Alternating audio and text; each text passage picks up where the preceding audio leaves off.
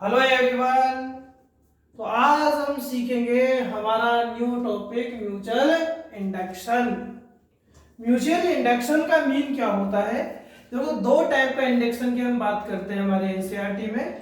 First आपके पास self induction, जो हम डिटेल से पढ़ चुके हैं। सेल्फ का मीन हो गया कि खुद में ही क्या होना है, इंडक्शन होना। ये आपके पास है म्यूचुअल इंडक्शन। इसका मीन हुआ कि दूसरे के अंदर क्या होना होता है, इंडक्शन होना होता है।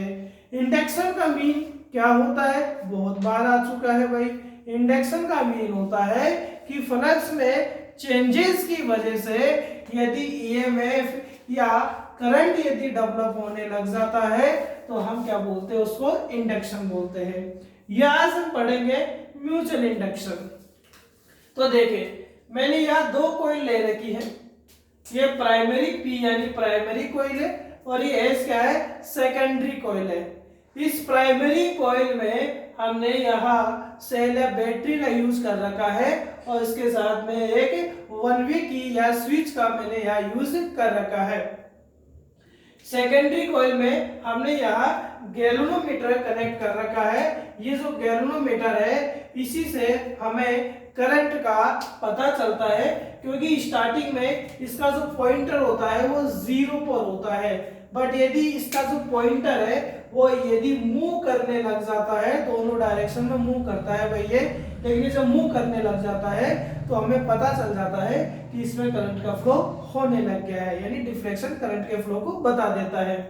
तो यहाँ हम देखते हैं कि इन्होंने क्या देखा कि जब प्राइमरी कॉइल में, जब ये देखो एक्सपेरिमेंट नंबर 3 भी आपके पास है, जब प्राइमरी कॉइल में आप ये की लगी हुई, इस की को जैसे ही आप क्या करते हैं, ऑन करते हैं। ऑन करने का मतलब जैसे आप इन वायर को कनेक्ट करते हैं, सर्किट क्लोज हो जाएगा। सर्किट क्लोज होगा तो इस सर्किट के अंदर क्या होगा, करंट का फ्लो होने लगेगा। मैं मान लेता हूं कि कितना करंट का फ्लो हो रहा है, आई करंट का फ्लो हो रहा है। लेकिन करंट देखो ऐसे इंक्रीज नहीं होती है कि सपोज यहाँ आई का मैक्सिमम वैल्यू 5 एम्पियर है। कितना है, 5 एम्पियर आपके पास है। इनिशियली जब ये स्विच आपके पास नहीं लगा हुआ था, ऑफ था तो करंट कितना था, इसमें 0 था, करंट 0 था। लेकिन जैसे आप इसको क्या करेंगे, ऑन करेंगे, तो ऐसा नहीं होता है कि करंट डायरेक्ट 0 से कितना एम्पियर इंक्रीज हो जाए, 5 एम्पियर इंक्रीज हो जाए। मान लो कि यहाँ 5 एम्पियर करंट का फ्लो होता है इस सेल और बैटरी के वजह से। लेकिन आपने जब इसका कनेक्शन नहीं कर रखा था तब तो करंट भाई कुछ भी नहीं जा रहा था, इसमें करंट कितना था, 0 था। लेकिन जैसे ही स्विच को ऑन किया आपने, तो इसका मतलब ये भी नहीं है कि करंट इंस्टेंट टाइम में 0 से 5 एम्पियर तक पहुंच जाएगा। करंट कैसे इंक्रीज होगा, 0 1 2 3 4 5। तो इतनी तेजी से क्यों बोल रहे हो, करंट ऐसे ही इंक्रीज होता है, 0 से 5 तक जाने में वो हर वैल्यू को क्रॉस करते हुए जा रहा है। इसका मीन ये हुआ कि वो इंस्टेंट टाइम में 0 टू डायरेक्ट 5 एम्पियर नहीं होता है, वो क्या होता है, 0 टू 5 तक पहुंचता है। 0 टू 5 तक पहुंचने पर 0 1 2 3 4 5, 0 1 2 3 4 5, 0 1 2 3 4 5, लेकिन वहां तक पहुंचने में ये बहुत ही कम टाइम लेता है, इंस्टेंट टाइम में ही पहुंच जाता है। तो यहां देखो, आप करंट इंक्रीज हो रहा है और करंट के इंक्रीमेंट में क्या हो रहा है, वेरिएशन आ रहा है। और करंट इंक्रीज हो रहा है, वेरिएशन आ रहा है, तो इसका मैग्नेटिक फील्ड क्या होगा, इंक्रीज होगा। इसका फ्लक्स क्या होगा, इंक्रीज होगा। और इससे एसोसिएटेड जो अपने पास में सेकेंडरी कॉइल है, जो बिल्कुल पास में रखी हुई है, उसके फ्लक्स में भी क्या आएगा, चेंजेस आएगा।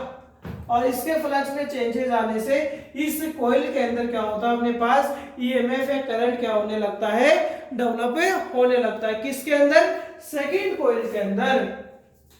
इसी को क्या कहेंगे, म्यूचुअल इंडक्शन बोलेंगे। क्योंकि म्यूचुअल इंडक्शन में एक कॉइल के फ्लक्स में वेरिएशन आ रहा है और दूसरी कॉइल में आपके पास क्या होता है, अपने पास इंडक्शन का प्रोसेस होता है, यानी ईएमएफ और करंट क्या होता है, इंड्यूस्ड होने लगता है। अब यदि हम बात करें, यदि आप मान लो करंट को डिक्रीज कर दें, तो देखो, अब मान लो, अब एक चीज और बताना भूल के देखें, मैंने क्या कहा, इंस्टेंट टाइम में अपने पास में क्या होता है, करंट अपने इनिशियल वैल्यू से 0 से मैक्सिमम तक पहुंच जाता है। मैग्नेटिक फील्ड इंक्रीज हो गया, फ्लक्स इंक्रीज हो गया, इसके पास में रखी सेकेंडरी कॉइल के में ईएमएफ प्रोड्यूस होने लग गया। लेकिन वो ईएमएफ जो प्रोड्यूस होता है वो बहुत इंस्टेंट टाइम के लिए ही होता है भाई। कैसे? जैसे क्योंकि फ्लक्स में चेंजेस आया, 0 to 5 एम्पीयर करंट इंक्रीज हुई, इंस्टेंट टाइम तक ही फ्लक्स में वेरिएशन आया। तो ये गैलोमीटर का जो अपने पास कॉइल है, ये जो पॉइंटर है, ये पॉइंटर फटाफट इधर गया फटाफट 0 पर आ जाएगा, फटाफट इधर गया फटाफट 0 पर, फटाफट इधर गया फटाफट 0 पर आ जाएगा। यानी इंस्टेंट टाइम तक ही डिफ्लेक्शन आता है, क्योंकि करंट वेरिएशन 0 to 5 एम्पीयर तक होने पर बहुत इंस्टेंट टाइम यहाँ पर लग रहा है, बहुत कम टाइम आपके पास आ रहा है। तो इसका मतलब फ्लक्स में वेरिएशन बहुत कम टाइम तक हो रहा है, बहुत कम टाइम तक वेरिएशन आ रहा है। तो केवल ये डिफ्लेक्शन बता देगा, वापस ये पॉइंटर कहां पर पहुंचा देगा, 0 पहुंचा देगा। यानी फ्लक्स में जितने टाइम तक चेंजेस आएगा उतने टाइम तक इसमें क्या आता है, डिफ्लेक्शन आ रहा है। अब यदि आप यहां से की को फटाफट से हटाते हो, करंट 5 एम्पीयर से धीरे धीरे कहां पहुंचने लग जाएगा, 0 तक। ऐसे 5 4 3 2 1 इंस्टेंट टाइम पे ही वो अपना करंट कितना कर लेगा, 0। और करंट डिक्रीज हो रहा है, अगेन करंट डिक्रीज होगा, मैग्नेटिक फील्ड डिक्रीज होगा, 5 डिक्रीज होगा, अगेन इसमें क्या होगा, डिफ्लेक्शन आएगा। लेकिन वो डिफ्लेक्शन इस पहले वाले डिफ्लेक्शन के, मान लो पहले वाले कंडीशन में जब करंट इंक्रीज करे थे, डिफ्लेक्शन राइट साइड में आ रहा, सपोज करें, तो बाद में कौन सी साइड में आएगा, लेफ्ट साइड में आएगा। वो लेफ्ट और राइट सर हमें कैसे पता लगेगा, लेंस के लॉ के अकॉर्डिंग। यदि आप करंट इंक्रीज कर रहे हैं और इसके अंदर नॉर्थ पोल बन रहा है, तो इसमें भी नॉर्थ पोल बनने लगेगा, क्योंकि फ्लक्स में चेंजेस को क्या करना है, अपोज करना है। यदि आप करंट को डिक्रीज कर रहे, साउथ पोल बन रहा है, या मानो करंट को आप डिक्रीज कर रहे, नॉर्थ पोल ही बन रहा है, तो इधर फिर क्या बनने लग जाएगा, साउथ बनने लग जाएगा। यानी वो कमी का या वृद्धि का, इंक्रीमेंट और डिक्रीमेंट दोनों का अपोज करता है, जिसको हमने बड़े डिटेल से लेंस के लॉ में समझा रखा है। तो आपको म्यूचुअल इंडक्शन क्या समझ में आया कि म्यूचुअल इंडक्शन का मीन अपने पास हुआ कि आप एक कॉइल में करंट का वेरिएशन करें और उसके पास में रखी हुई सेकेंडरी जो कॉइल है उसमें यदि ईएमएफ या करंट अपने पास प्रोड्यूस होने लग जाता है, डेवलप होने लग जाता है, तो हम उसको क्या बोलते हैं, वही म्यूचुअल इंडक्शन बोलते हैं। अब देखो इसमें, अब इस म्यूचुअल इंडक्टेंस का फॉर्मूला देखेंगे। ये तो म्यूचुअल इंडक्शन हो चुका है, अब हम देखते हैं म्यूचुअल इंडक्टेंस क्या होता है। तो म्यूचुअल इंडक्टेंस समझते हैं भाई, देखो अच्छे से समझेंगे। मैं मान लेता हूं कि बच्चों इसमें अब कितना करंट का फ्लो हो रहा है, I1 करंट का फ्लो हो रहा है, और इसमें जो मैग्नेटिक फील्ड आ रहा है इस I1 करंट की वजह से वो B1 आ रहा है। इसका फ्लक्स कितना है, 5 है आपके पास में। और जब आप फ्लक्स में चेंजेस होगा, इसके फ्लक्स में चेंजेस होगा, तो इससे एसोसिएट अपने पास में जो सेकेंडरी कॉइल है उसका फ्लक्स भी चेंज होगा। मैं मान लेता हूं इस सेकेंड कॉइल का फ्लक्स कितना चेंज हो रहा है, 5 चेंज हो रहा है। कितना चेंज हो रहा है, 5 चेंज हो रहा है। तो ये जो 5 में चेंजेस आ रहा है वो किसकी वजह से आ रहा है, B1 की वजह से, 5 की वजह से, या I1 की वजह से आ रहा है। कुछ बात समझना, ये अच्छे से समझना, ये वाला पॉइंट ही पहना है। इसी पॉइंट से हम दो सोलेनोइड्स का म्यूचुअल इंडक्टेंस फाइंड कर पाएंगे भाई, कॉन्सेप्ट से।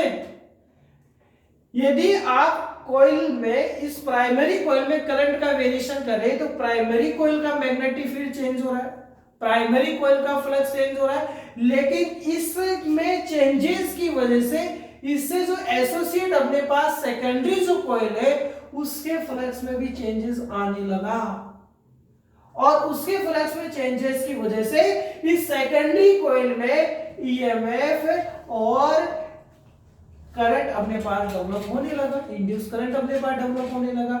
यानी यदि चेंजेस आप प्राइमरी में करेंगे तो म्यूचुअल इंडक्टेंस में ईएमएफ या करंट किस में आएगा, सेकेंडरी में आएगा। और वो सेकेंडरी में ईएमएफ किसकी वजह से आ रहा है, वो किसकी वजह से आ रहा है, फाइटो की वजह से आ रहा है। और फाइटो खुद किसकी वजह से चेंज होता है, इनकी वजह से चेंज होता है। यानी हम ये कह सकते हैं कि I1 जो होगा, या आप ये कह सकते हैं कि जो फाइटो होगा वो भी आपके पास I1 के क्या होगा, डायरेक्टली प्रोपोर्शनल होगा। कैसे भाई, कैसे, देखे यदि I1 इंक्रीज होगा तो तो 100% B1 भी इंक्रीज होगा और phi1 भी इंक्रीज होगा, और डिक्रीज होगा तो B1 भी डिक्रीज होगा और phi1 भी क्या होगा, डिक्रीज होगा आपके पास में। क्लियर है भाई यहां तक? तो देखिए अब यहां देखिए I1 increase, B increase, phi increase, decrease, हो सारे डिक्रीज। यदि phi1 इंक्रीज हो रहा है तो इसका जो फ्लक्स यदि मैं phi2 मानूं तो वो भी बच्चों इंक्रीज ही होगा। यदि इसका फ्लक्स इंक्रीज होता है इसका इंक्रीज होगा, और इसका इंक्रीज होगा तो ईएमएफ आएगा, और ईएमएफ इस तरीके से आएगा कि इनके इंक्रीमेंट को क्या करेगा, वो अपोज करेगा। इसी तरीके से यानी हम ही कह सकते हैं कि I1 जो है वो phi2 के ही क्या आ रहा है, डायरेक्टली प्रोपोर्शनल आ रहा है, नहीं आ रहा। यानी प्राइमरी कॉइल का करंट सेकेंडरी कॉइल के फ्लक्स की क्या होता है, डायरेक्टली प्रोपोर्शनल होता है। सर आपने ये फ्लक्स क्यों लिया? क्योंकि इसी फ्लक्स की वजह से आपके पास में चेंजेस होने की वजह से इंडक्शन का प्रोसेस हो रहा है। लेकिन वो इंडक्शन का प्रोसेस इसमें भी तो कुछ किसी न किसी की वजह से हो रहा है ना। किसकी वजह से हो रहा है? I1 में चेंजेस की वजह से आ रहा है। तो हम लिखेंगे कि phi2 I1 के क्या होता है, डायरेक्टली प्रोपोर्शनल होता है। तो यहाँ phi2 इक्वल टू क्या लिख रहा हूं मैं, M/I1। आप इसको चाहे तो M21 कर दो, M12 कर दो, उसका कोई मीन नहीं होता है, बस थोड़ा सा ही समझने में ध्यान रखना है। कई बार हम M12 या M21 लिखा हुआ देखेंगे।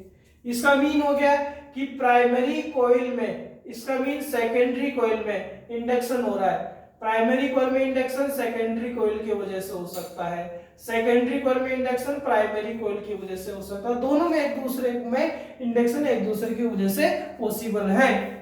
इसका मीन हम ये कह सकते हैं कि M12 M21 कहीं ना कहीं हमें ये बताने के लिए यूज लिया जाता है कि कौन सी कॉइल में कौन सी कॉइल की वजह से इंडक्शन का प्रोसेस हो रहा है। लेकिन मैं दोनों ही नहीं लिख रहा, मैं एक सेपरेट सा क्या लिख देता हूँ, M लिख देता हूँ। और M को आप क्या बोलेंगे, यहाँ M को आप क्या बोलेंगे, म्यूचुअल इंडक्टेंस बोलेंगे। और इसका एक और नेम होता है कोफिशिएंट होता है भाई, ये कोफिशिएंट होता है। किसका कोफिशिएंट होगा ये, तो ये म्यूचुअल इंडक्टेंस का होगा। और ये चीज मैं आपको पहले भी डिस्कस कर चुका हूं। ये म्यूचुअल, जैसे हम बात करते थे सेल्फ इंडक्शन आता था तो वो सेल्फ इंडक्टेंस होता था, या coefficient of A self inductance. ये म्यूचुअल है तो म्यूचुअल होगा। अब आगे इसका फॉर्मूला हम देखते हैं। एक मिनट इसको पॉज कर लेते हैं भाई।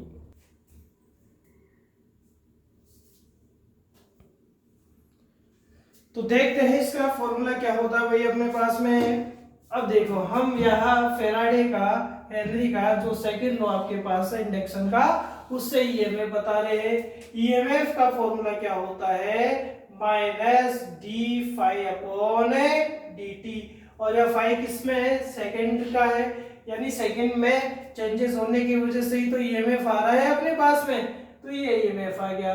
तो यहाँ phi2 का वैल्यू आप क्या पुट कर सकते हैं, E equals to minus d, और क्या आ जाएगा M/I1 upon dt। So E equals to क्या आएगा, चेंजेस किस में आ रहा है, I1 में चेंजेस आ रहा है, तो ये आ गया MdI1 अपॉन dt आ सकता है। तो ये आपके पास ईएमएफ का फॉर्मूला है। यदि आप इसका मोड लेना चाहे तो ये आपके पास क्या आ जाएगा, dI1 अपॉन dt आ जाएगा। और यदि आप मैं ये कह दूं कि dI1 upon dt mean change in current या rate of change in current कितना हो, 1 एम्पियर पर सेकेंड हो, तो E किसके इक्वल होगा, M के इक्वल होगा। यानी इंडक्टेंस अपने पास M के इक्वल हो जाएगा। नेक्स्ट यदि हम बात करें इसका यूनिट और डायमेंशन भी यहां से देख रहा हूं मैं, इसको M इक्वल्स टू क्या लिखा जा सकता है, phi2 अपॉन I1 लिख सकते हैं क्या भाई बच्चों, हम लिख सकते हैं नहीं लिख सकते, तो लिख दिया हमने। तो देखो फाई क्या है, फ्लक्स, फ्लक्स का यूनिट क्या होता है, वेबर होता है। I करंट है तो वही वेबर पर एम्पियर। इंडक्टेंस चाहे कैसा भी हो, चाहे सेल्फ हो चाहे अपने पास कैसा हो म्यूचुअल हो, दोनों का यूनिट सेम है। आधा यूनिट क्या होता है बच्चों इसका, हेनरी होता है, और हेनरी को हम किससे लिखते हैं, कैपिटल एच से लिखते हैं, तो इसका आधा यूनिट क्या होता है, एच होता है। तो आप डायमेंशन भी इसका इजीली फाइंड कर सकते हैं, मैंने बता भी दिया था लास्ट क्लास में इंडक्टेंस का। अब मैं मान लो एक डेफिनेशन और क्रिएट करना चाहूँ किसका, एम का, तो इफ I1 कितना हो, 1 एम्पियर हो, यानी 1 एम्पियर किसके अंदर है, प्राइमरी कॉइल के अंदर आपके पास करंट है, तो एम किसके इक्वल होगा, phi2 के इक्वल होगा, नहीं होगा, यानी आप क्या कह सकते हैं, यदि प्राइमरी कॉइल में करंट में वेरिएशन कितना हो, 1 एम्पियर हो, या उसमें करंट कितना हो, 1 एम्पियर हो, तो सेकेंडरी कॉइल में जितना फ्लक्स में चेंजेस आता है, या फ्लक्स उससे एसोसिएटेड रिलेटेड जो फ्लक्स होता है वो किसके इक्वल होता है, इंडक्टेंस के इक्वल होता है। तो नेक्स्ट क्लास में बच्चों में सोलेनोइड का सबसे इंपॉर्टेंट टॉपिक है, जिसमें सबसे ज्यादा इंडक्शन का अपने पास कॉन्सेप्ट यूज आता है। तो नेक्स्ट क्लास में जो म्यूचुअल इंडक्टेंस है किसका, दो कॉइल का, वो हम फाइंड करेंगे, ठीक है। और हम बताएंगे इस, मान लो कि दो कॉइल आप जब सोलेनोइड लेते हैं, दो कॉइल सोलेनोइड की लेते हैं, तो उनके जो अपने पास में इंडक्टेंस है, सेल्फ इंडक्टेंस, जैसे मान लो दो कॉइल आपके पास है सोलेनोइड की, एक ही है और एक ही है वाली है, एक का सेल्फ इंडक्टेंस L1 ले लेते हैं, दूसरे का L2 ले लेते हैं, दोनों का म्यूचुअल इंडक्टेंस M ले लेते हैं, तो इन तीनों में क्या रिलेशन होगा वो भी हम क्या करेंगे, ड्राइव करेंगे, ठीक है। लाइक जरूर करें भाई, समझ में आया आपको।